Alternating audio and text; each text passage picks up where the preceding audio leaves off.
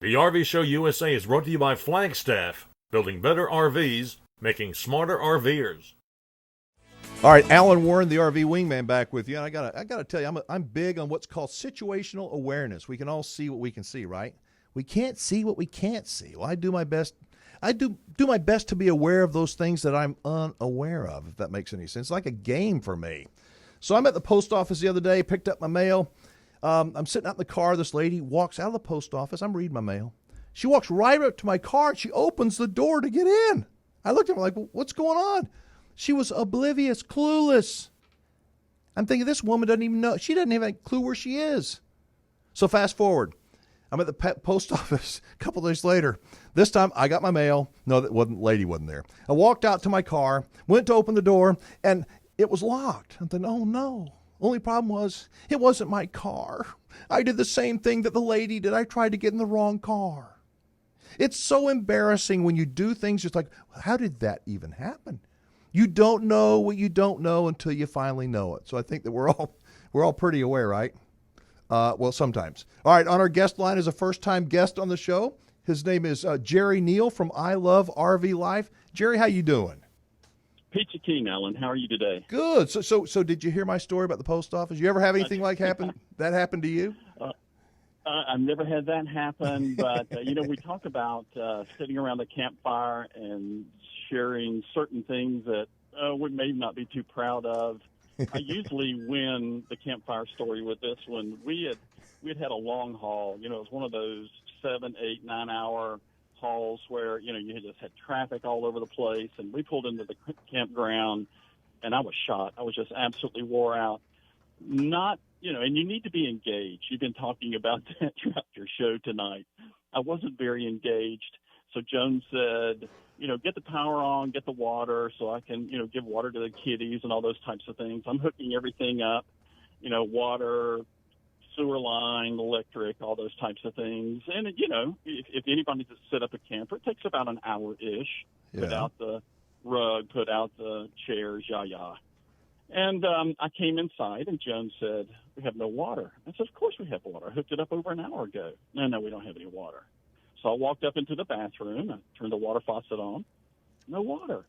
I couldn't figure out what was going on. And I heard this, sounded like a groaning coming out from underneath the camper. And I thought, what in the world is that?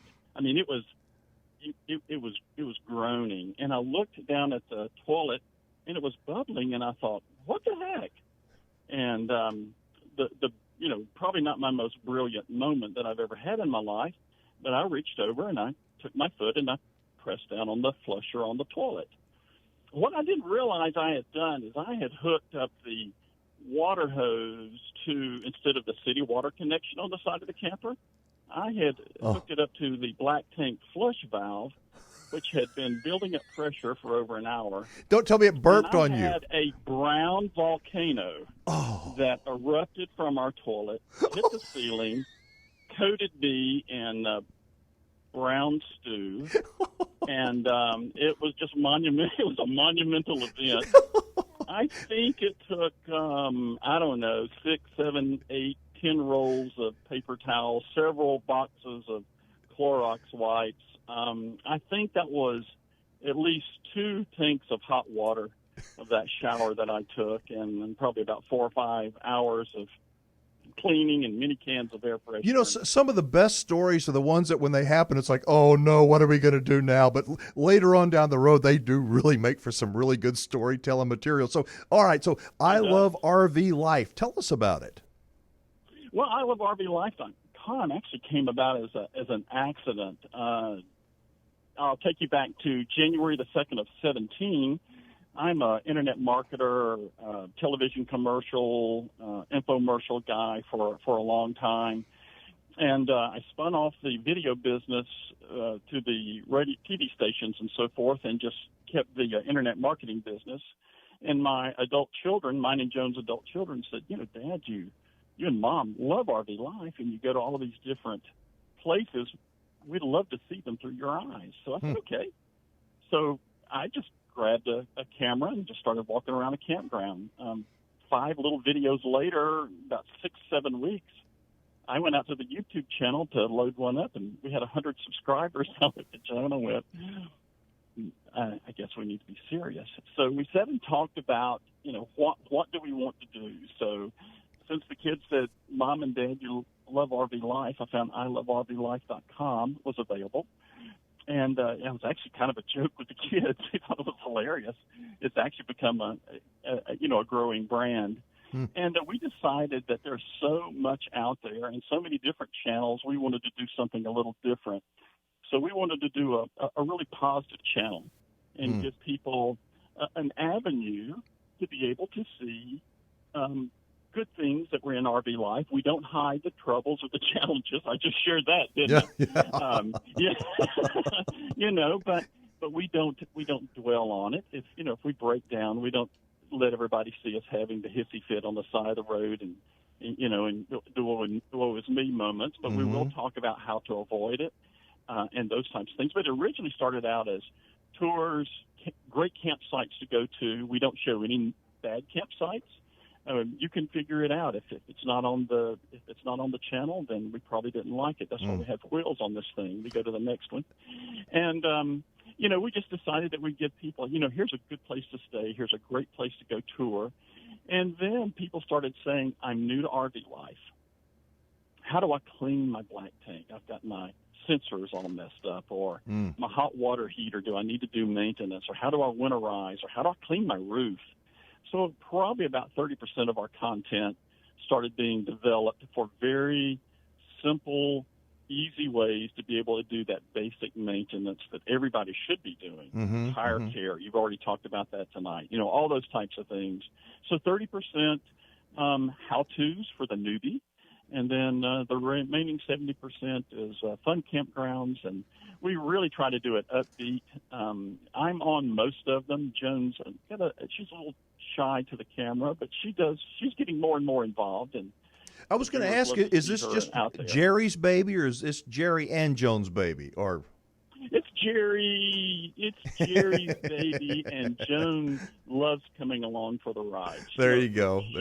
Loves camping. Look, we did our first camping trip in 1974 in our customized van back in, with our best pair of cutoff shorts and tie-dye T-shirt back in that era. Yeah. And we did that all the time, and in our little van, and kids come along, and it just kind of went by the wayside. I was a corporate traveler for a long time, and after 2 million air miles of plane, rental car, hotel, boardroom, reverse process, start over again the next day. Yeah, I never saw anything.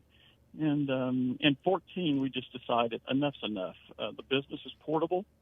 Let's go have some fun. Well, you know what? And it looks like you're have fun. It looks like you're having fun. And the comments you've got a legion of followers. I mean, did you have any idea 3 years ago when you guys launched this thing that it would grow to what it's grown to? Because you got people that just love y'all all over this country.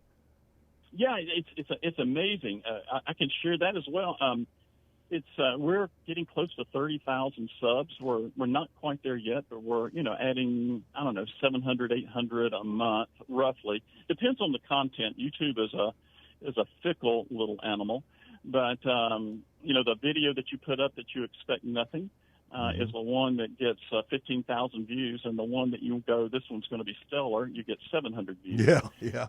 You just don't know. But we really try to cater to the audience. So we had no idea. I was walking through the campground where we're at today, filming it. We're in a very unusual campground, something very, very different than what we typically do. And spring break is right on the edge. And I was shocked at the amount of kids, 9, 10, 14, 15, 16 years old, that I would turn around and they were walking behind me going, "You're him." And I'm going, well, maybe I am. Well, listen, I got to jump. I'm getting the signal from Shemaiah. So listen, Jerry Neal, we got to let you scoot. We're going to do it again. Have some more time next time. It's iloveRVLife.com. Everybody check him out. He's a great guy. Does a really good job on videos. One last thing I want to mention. I want to give you a heads up on something. It has nothing to do.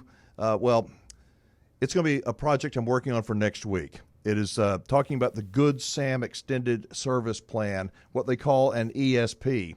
If you've got one, if you know somebody that does, please listen for my monologue on next week's show. Just listen to what I have to say, then make up your own mind whether you should keep your Good Sam ESP or cancel it now and get a refund for the unused portion of your premium. This whole stock market thing is very fluid. If you have a Good Sam ESP, if you know somebody that does have one, I have some thoughts for you. That's going to be next week. Until then, thanks much for riding along with us, folks. We hope you had a good time, that you'll tell your friends about us, and join us again next week. I'm Alan Warren, the RV Wingman. Remember, folks, be safe, have fun, play nice, and don't leave those good manners at home. So long, everybody.